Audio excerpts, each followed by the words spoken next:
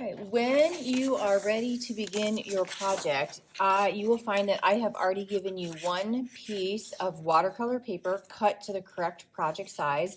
You will find this in your cubby.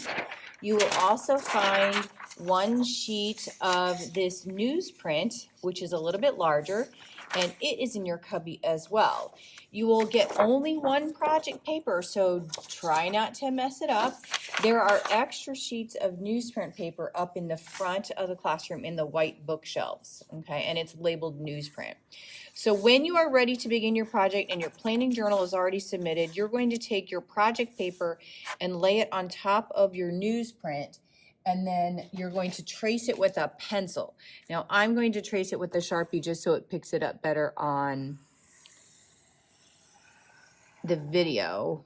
But again, if you're doing this in class, please use a pencil. The idea behind this is that you must sketch out and work out the details of your project first on your newsprint before you can put anything on here. This is your planning paper. This is your project paper. Once you've got this traced, please put this back in your cubby for safekeeping. Watercolor paper is not cheap, and it is got a special tooth finish on it, which makes it great for taking pastels, watercolor, tempera paint. It'll be good for anything you use this unit.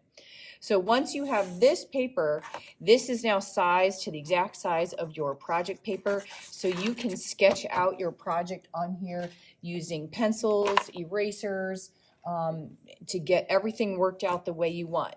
Once it is worked out how you want, let's say you've got some designs. Now, just for the sake of illustration purposes, I'm putting some lines on here.